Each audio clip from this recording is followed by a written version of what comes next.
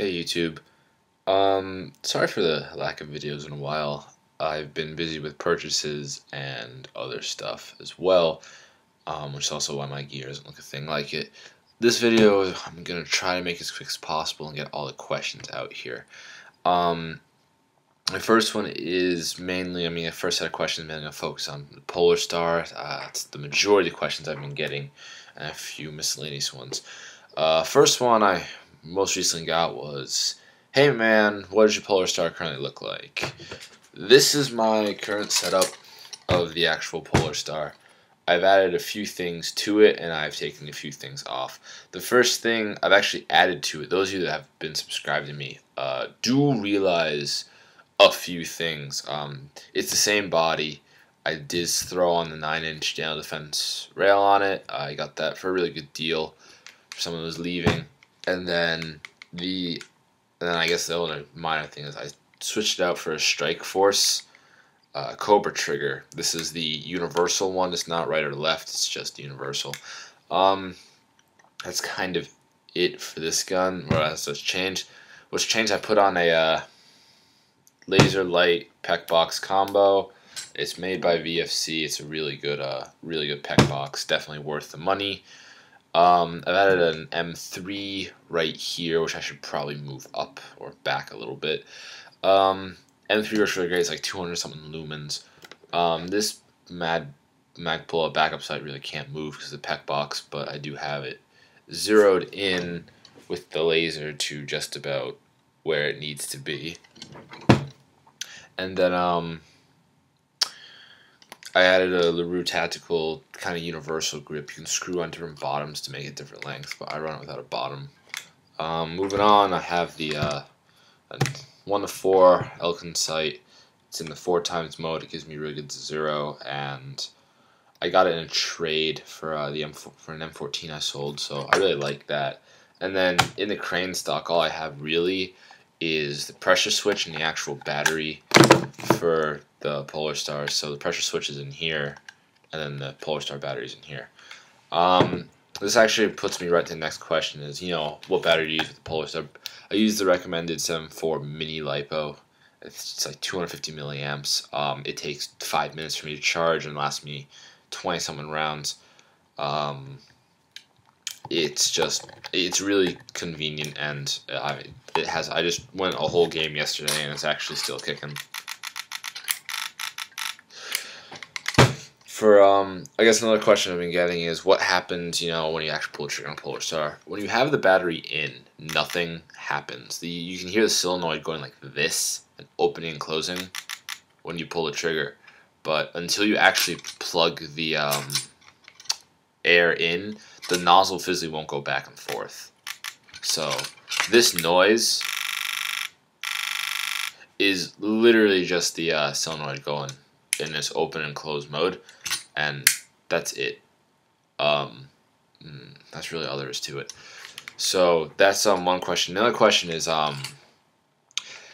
hey man, I've been getting a Polar Star, and I was wondering, what tank to use, what's your air setup, all that stuff. Okay, so this has kind of changed. I'm still using the same Ninja 4500 tank. I put some camo tape over it just to protect the outside of from scratches, because I do drop this in my map pack. Somebody asked a good question, which was, if I have the air running and I disconnect it, will I just start losing PSI? No, you actually won't. In fact, this is all that happens. If you have air running through the thing and you plug it into your Polar Star, the only thing that's going to happen when you disconnect is you're going to lose like a little bit of air. But so now it's into my Polar Star, and you'll hear that when I shoot it, actually shoot. And now, what happens when I disconnect, a little puff of air releases because I took it out for a second, so it took a second for it to close, but this won't leak out. This seals once it's not connected. So that's to answer your question. You don't have to worry about disconnecting it to reload mags or anything. It really wastes like maybe 2 shots worth of PSI. So don't worry about it. Actually, I kind of already answered this, but the other question was, how do you, hold your tank and transport your gear and all that stuff. Well, this tank actually kind of personally drops right into this thing, which is my current setup, and it runs right into my map pack. Oops. It runs right into my map pack. I just drop it right in, and then I close these buckles. And it usually sits about right here in the thing because the buckles have it tight. So that's that really. I think it's the best way to do it. There is a Molly thing just made for paintball tanks, and it's kind of I've been looking at getting one for a lightweight loadout, but for right now this works perfectly for me, so that's why I use it. I guess I'm trying to go in order. I have the list written down. Next one would be, what's your current loadout? What do you use for sidearm, all that stuff? Sidearm, I use a KJW 1911 Tactical that I polish the barrel on, and it has my call sign written, kind of engraved into it. The thing's not custom at all. This is what I did my 1911 gas mod on. It's still kicking today. I just used it yesterday, actually. It's really effective. And then obviously the Polar Star, and I have one more gun, which is a KJW M4. That's a gas blowback, which I have in the works right now. I need to put stuff on it. The other question after that is, do you still do tech work and sell stuff and blah blah blah?